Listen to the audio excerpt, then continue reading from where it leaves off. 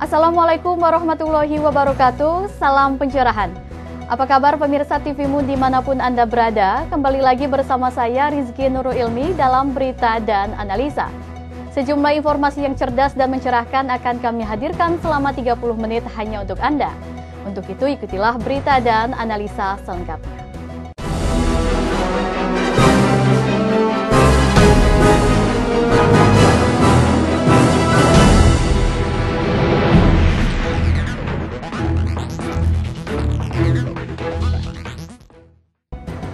Pemirsa, Komisi 3 DPR RI telah melakukan fit and proper test kepada calon Kapolri Komjen Badrodin Haiti pada Kamis kemarin.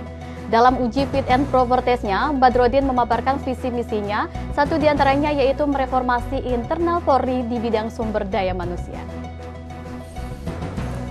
Calon Kapolri Badrodin Haiti menjalani fit and proper test atau uji kelayakan pada hari Kamis 16 April 2015. Dalam kesempatan ini, Badrodin Haiti memaparkan visi dan misinya. Ia membacakan visinya di hadapan anggota Komisi 3, yaitu pemantapan soliditas dan profesionalisme Polri guna mendukung terwujudnya Indonesia yang berdaulat, mandiri, dan berkepribadian. Badrodin juga memaparkan misinya sebagai calon Kapolri. Poin-poin misinya yang diungkapkan Badrodin yaitu memantapkan soliditas dengan melakukan reformasi internal Polri, melaksanakan revolusi mental SDM melalui perbaikan sistem rekrutmen, memperkuat kemampuan pencegahan kejahatan, meningkatkan pelayanan yang lebih prima kepada publik, dan meningkatkan kemampuan penegakan hukum yang profesional, terutama penyidikan ilmiah guna menekan angka kejahatan. Selain itu, Badrodin juga menjelaskan 11 program prioritasnya, antara lain program penataan dalam pembinaan personil, program penataan kelembagaan, dan meningkatkan budaya anti korupsi. Adanya program peningkatan profesionalisme anggota Polri, serta program peningkatan pelindungan terhadap warga negara untuk peningkatan rasa aman. Rizky Nurul Ilmi, Imawan M. Arif memberitakan dari Jakarta. Pemirsa, masih dari Gedung Parlemen DPR RI, usai menjalani fit and proper test kepada calon Kapolri Badrodin Haiti, Komisi 3 langsung menggelar sidang paripurna. Berikut liputannya untuk Anda. Badan Musyawarah DPR RI langsung menggelar rapat usai Komisi 3 DPR menyetujui pencalonan Komjen Badrodin Haiti menjadi Kepala Kepolisian Republik Indonesia. Bahkan DPR menggelar rapat paripurna persetujuan sore kemarin. Rapat paripurna secara resmi dibuka oleh Fadlizon. Pembukaan ditandai dengan diketuknya palu sidang mengingat anggota DPR yang hadir telah memenuhi syarat quorum. Dalam rapat paripurna itu, 283 anggota DPR dari seluruh fraksi tercatat hadir. Antara lain anggota fraksi PDIP hadir 52 orang, fraksi Partai Golkar hadir 50 orang, fraksi Partai Gerindra hadir 35 orang, dan dari fraksi Partai Demokrat hadir 30 orang. Paripurna digelar hanya satu agenda, yaitu mendengar hasil serta laporan uji kelayakan dan kepatutan Komisi 3. Dalam laporan itu tidak ada agenda membahas pembatalan Komjen Polisi Budi Gunawan dan sudah inheren dengan hasil rapat konsultasi. DPR akan segera mengirimkan surat kepada Presiden Joko Widodo dan berharap Badrodin Haiti akan langsung dilantik oleh Presiden. Pasalnya dalam peringatan Konferensi Asia Afrika yang ke-60 nanti, Indonesia harus sudah mempunyai Kapolri definitif. Tim TVMU memberitakan. Kecilnya jumlah anggaran yang diajukan Kementerian Pemberdayaan Perempuan dan Anak untuk menjalankan program ternyata membuat Komisi 8 DPR RI menilai jika program yang diajukannya tidak jelas.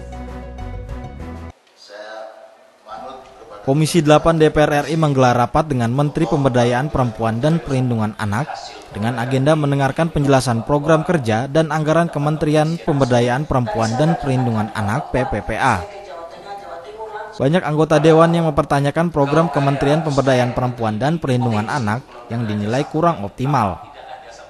Hanya sebatas wacana dan belum dilakukan tindakan dalam pemberantasan kekerasan terhadap anak dan pemberdayaan wanita Indonesia lebih mandiri dan terampil. Komisi 8 menganggap penjelasan yang dijabarkan oleh Menteri Yohana terkait anggaran terlalu sedikit. Kemudian Saleh Daulay selaku Ketua Komisi 8 menilai Yohana kurang memahami prosedur pengajuan anggaran untuk menjalankan program untuk rakyat. Kan tidak, Bu. Kita menghormati ibu. Ini kami juga seperti ini, agak keras-keras sedikit ini, bawa banyak kritik dalam konteks membantu ibu. Membantu untuk apa? Supaya kementerian ini lebih berdaya. Ibu memberdayakan perempuan, tugas kami memberdayakan kementerian ibu. Begitu poinnya itu. Baru saya mau tanya Pak, saya kan dari kapan sudah presentasi yang pertama, saya minta tolong untuk Komisi 8 bantu kami angkat anggaran kami ke atas. Kira-kira apa yang sudah dibuat Komisi 8 untuk membantu kami? Ini saya mau kasih tahu ini. Sebentar Bu, matikan dulu ininya Bu. Ini yang seperti ini sebetulnya agak lucu dipertanyakan Menteri kepada Ketua Komisi 8 atau kepada anggota Komisi 8 soal anggaran ini. Berarti Ibu tidak paham politik anggaran. Total anggaran yang diajukan Kementerian PPPA sebesar 519,27 miliar dengan rincian untuk pemberdayaan perempuan di seluruh Indonesia sebesar 371,6 miliar dan untuk perlindungan anak se-Indonesia sebesar 318,9 miliar. Namun dari jumlah anggaran yang diajukan Kementerian PPPA, anggota Dewan menilai sangat sedikit mengingat banyak perempuan dan anak yang harus dibina dan diselamatkan.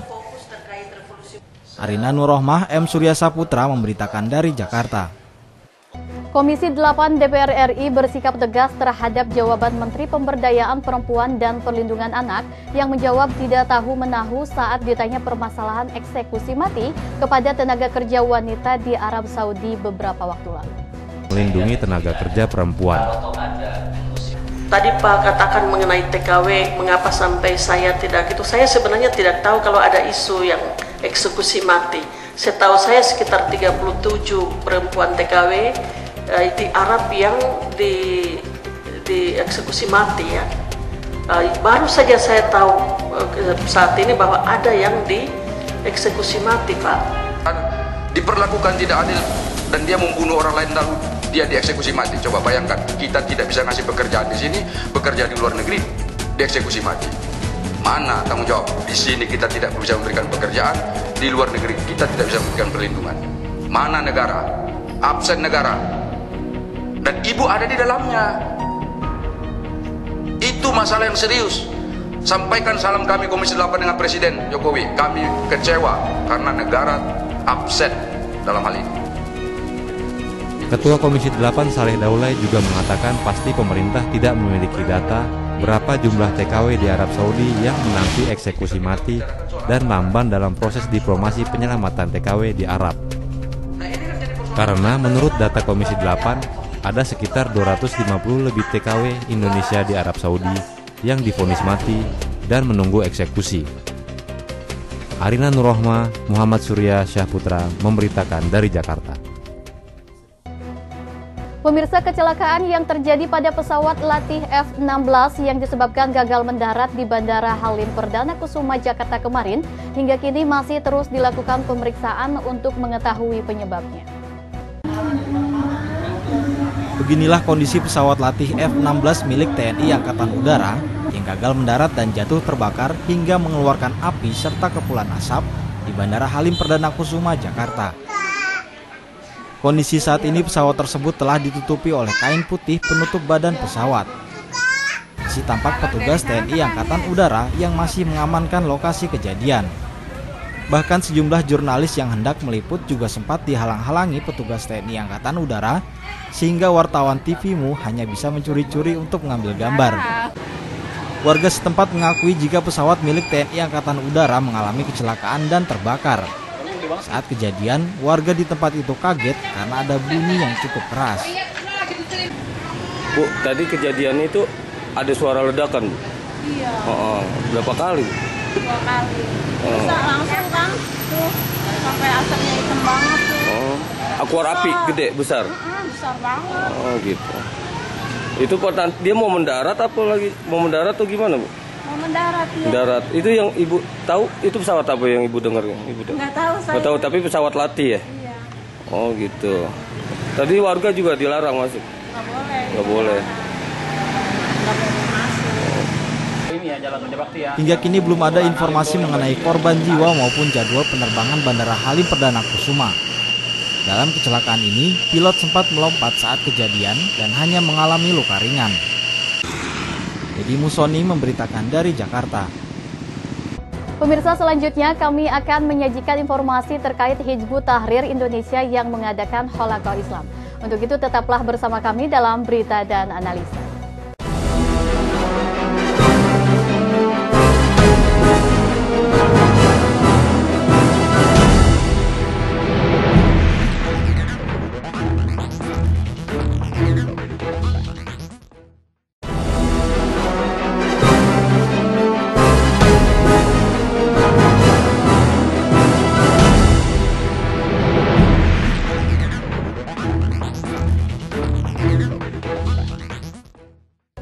Pemirsa, terima kasih masih bersama kami dalam Berita dan Analisa.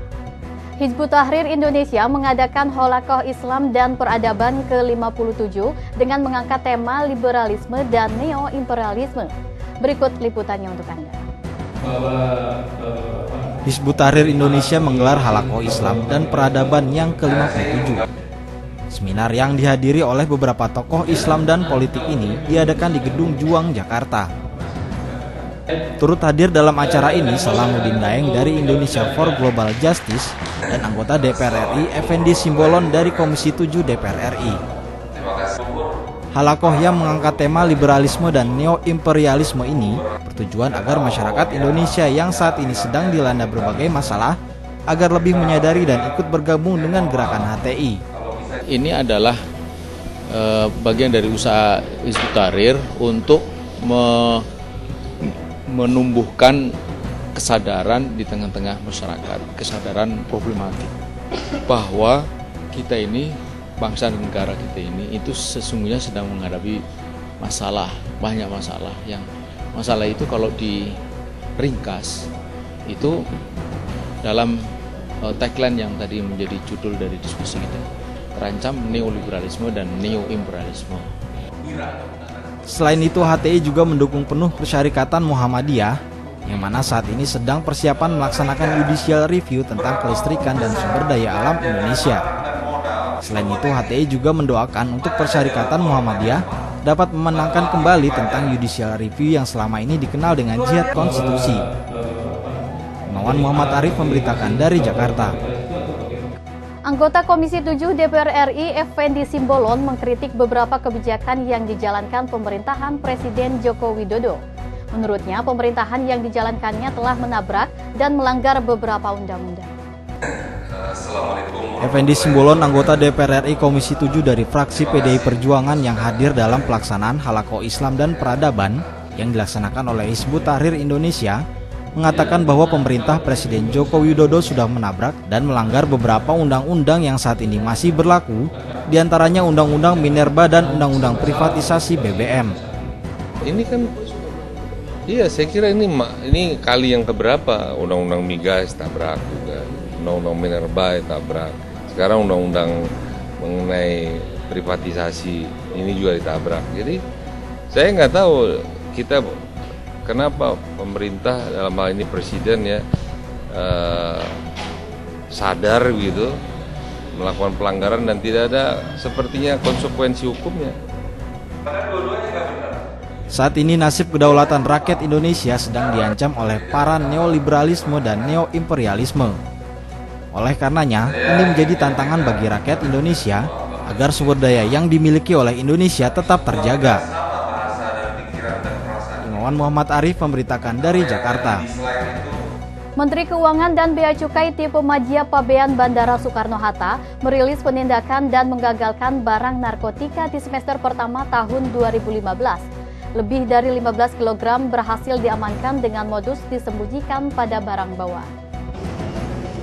Menteri Keuangan Bambang Brojonegoro berkunjung ke kantor pengawasan dan pelayanan Bea Cukai Tipe Madya Pabean Bandara Soekarno-Hatta. Dari inspeksinya ini, Menteri Keuangan mengumumkan petugas Bea dan Cukai berhasil menggagalkan upaya penyelundupan narkotika melalui bandara tersebut dan mengamankan berbagai barang bukti kejahatan serta 9 tersangka. Untuk pertama kalinya, Menteri Keuangan juga turut mengumumkan hasil tangkapan Bea dan Cukai Bandara Soekarno-Hatta. Meski begitu, Bea dan Cukai berhasil mengungkap 8 kasus penyelundupan sabu-sabu di Bandara Soekarno-Hatta dengan 9 tersangka yang terdiri dari 5 warga Indonesia, 2 warga Hong Kong dan 1 perempuan warga Kenya. Jadi dari warga negara sebagian besar itu adalah WNI sendiri, kemudian ada dari Kenya, dari Hong Kong. Sedangkan asal datangnya barang tersebut yang berhasil ditangkap ada yang dari Malaysia, dari China, dari Dubai, tadi kami katakan dari Shenzhen.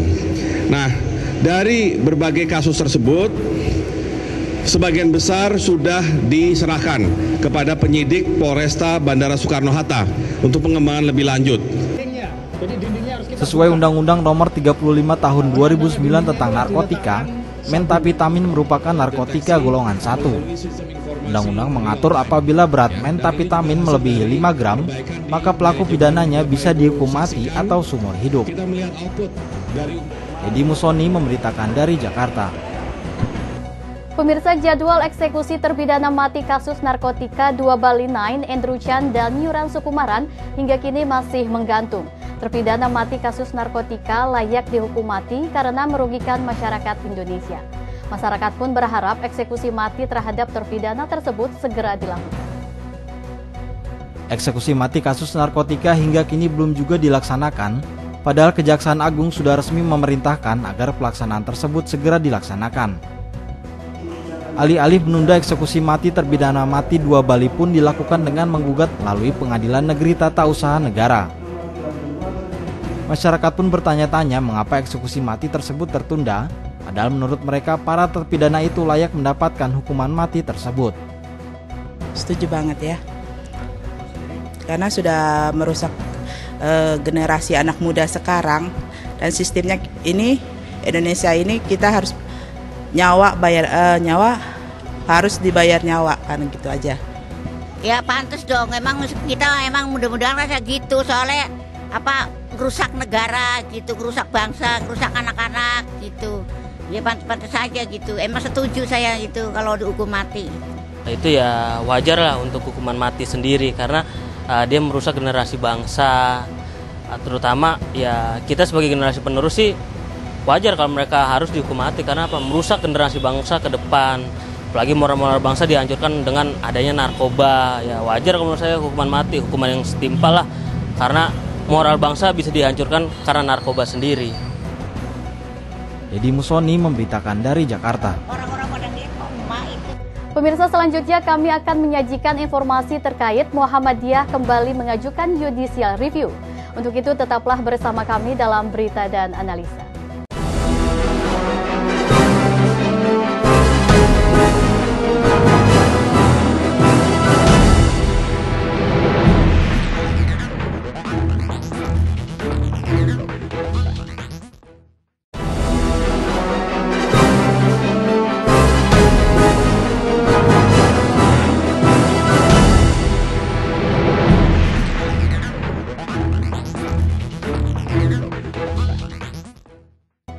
Pemirsa, terima kasih masih bersama kami dalam Berita dan Analisa. Muhammadiyah kembali mengajukan judicial review untuk 3 undang-undang, antara lain mengenai ketenagalistrikan dan penanaman modal. Judicial review ini adalah jihad konstitusi Muhammadiyah untuk meluruskan kiblat bangsa. Muhammadiyah kembali mengajukan permohonan uji materi atau judicial review kepada Mahkamah Konstitusi. Setelah uji materi mengenai Undang-Undang Sumber Daya Air dan Migas dikabulkan Mahkamah Konstitusi, kini Muhammadiyah mengajukan permohonan uji materi mengenai Undang-Undang Nomor 30 Tahun 2009 tentang ketenagalistrikan, Undang-Undang Nomor 25 Tahun 2007 tentang penanaman modal, dan Undang-Undang Nomor 24 Tahun 1999 tentang sistem lalu lintas devisa dan sistem nilai tukar. Ketiga undang-undang tersebut sudah diteliti dan bertentangan secara diametral dengan putusan-putusan Mahkamah Konstitusi terdahulu. Pengajuan uji materi beberapa undang-undang ini dengan maksud undang-undang tersebut bertentangan dengan Undang-Undang 1945 pasal 33 ayat 1, 2, dan 3. Dan hal ini telah membawa kerugian konstitusional dan dampak buruk bagi kehidupan bangsa Indonesia.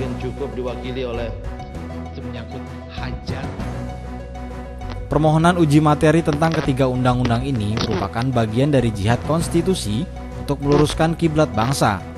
Karena telah terjadi penyimpangan cita-cita nasional dari Undang-Undang 1945, khususnya pada era reformasi ini. yang kami tengarai, kami nilai bertentangan dengan konstitusi, maka satu persatu kita ajukan gugatan, dimulai dengan undang-undang tentang migas, undang-undang tentang sumber daya air yang keduanya telah dikabulkan oleh MK, bahkan yang kedua tentang sumber daya air dikabulkan secara keseluruhan. Poin penting dalam permohonan uji materi ini antara lain harga dasar listrik yang fluktuatif, tidak adanya kontrol pemerintah pada devisa negara yang bebas, dan liberalisasi ekonomi yang berkembang. Ini alhamdulillah tersedia. Dalam catatan tim pemohon dan advokasi pengajuan judicial review pimpinan pusat Muhammadiyah, ada sekitar 115 undang-undang yang dinilai bertentangan dengan konstitusi. Satu persatu dilakukan permohonan uji materi seperti yang sudah dikabulkan, yaitu Undang-Undang Sumber Daya Air dan Migas. Selama ini selalu tampil sebagai ketua tim Jihad konstitusi untuk meluruskan kiblat bangsa akan terus dilakukan oleh Muhammadiyah. Rizky Nurul Ilmi, Tim TVMU memberitakan dari Jakarta. Termasuk juga advokat. Pemirsa, Perserikatan Muhammadiyah kembali melanjutkan jihad konstitusi. Kali ini Muhammadiyah mengajukan judicial review terhadap sejumlah undang-undang yang ditenggarai melemahkan konstitusi di tanah air. Parahnya lagi, undang-undang yang digugat merupakan penyebab penyimpangan hajat hidup orang banyak. Berikut analisa dari Ketua Majelis Hukum dan HAM Pimpinan Pusat Muhammadiyah sekaligus Ketua Tim Judicial Review Pimpinan Pusat Muhammadiyah Dr. Saiful Bahri tentang kelanjutan jihad konstitusi. Berikut selengkapnya untuk Anda. Ini adalah kelanjutan dari perjuangan jihad konstitusi Muhammadiyah. Jihad konstitusi kali ini sangat monumental karena 3 undang-undang sekaligus. 3 undang-undang ini adalah undang-undang jantungnya di mana bermukimnya paham liberalisasi di dalam 3 undang-undang itu. Dapat disebutkan undang-undang ketenaga listrikan. Itu undang-undang sudah mati oleh Mahkamah Konstitusi tapi kemudian dihidupkan kembali. Kemudian undang-undang tentang lalu lintas devisa itu juga sangat liberal bahwa devisa itu bebas. Jadi setiap orang bisa mengatur devisanya. Padahal negara kemana? Mestinya negara yang akan kontrol. Kemudian undang-undang penanaman modal. Yang tidak boleh dimasuki dalam undang-undang penanaman modal itu hanya pembuatan senjata, mesiu, peluru. Padahal yang paling urgen yang tidak boleh dimasuki mestinya di bidang kehutanan, pertanian, lapangan airport, kemudian juga pelabuhan dan perkebunan kelapa sawit itu mestinya tidak dibenarkan untuk upaya-upaya penanaman modal asing. Untuk waktu 90 tahun. Jadi 90 tahun ada berapa generasi yang kehilangan hak-hak konstitusionalnya. Dan itulah yang disebut dengan korban konstitusi. Ya, liberalisasi itu begini, untuk menentukan industri listrik harus beli dari asing dan kemudian diperhitungkan harga dasar listrik. Harga dasar listrik menjadi mahal dan harga dasar listrik mengikuti kepada investasi. Karena diberi kesempatannya swasta untuk masuk di bidang itu. Ini yang membahayakan dalam sistem dan memberatkan masyarakat atau konsumen tentang listrik itu. Padahal mengenai listrik itu merupakan hak di dalam masyarakat internasional. Ada konvensi-konvensi internasional bahwa semua rakyat itu harus mempunyai hak terhadap listrik. Bukan hanya perumahan tapi juga listrik. Ya, 3 undang-undang ini akan diajukan pada Senin 20 April besok. Maka kita akan lihat, mudah-mudahan dalam waktu 1 tahun 3 undang-undang ini sekaligus bisa mendapatkan perhatian dari hakim Mahkamah Konstitusi. Para pemohon tentu sahabat-sahabat Muhammadiyah yang sudah terbiasa menjadi pihak, ditambah dengan organisasi-organisasi profesi mereka. Harapannya tentu dimenangkan, segala hal yang berbau liberalisasi harus diminimais, demikian penting. Karena kita perlu liberalisasi masuk global, tapi tidak seutuhnya harus dilakukan liberalisasi. Pemirsa, analisa tadi sekaligus menutup jumpa kita kali ini. Terus saksikan berita dan analisa hanya di TVMU. Saya Rizky Nurul Ilmi dan kru TVMU yang bertugas pamit undur diri dari hadapan Anda. Sampai jumpa, salam pencerahan dan wassalamualaikum warahmatullahi wabarakatuh.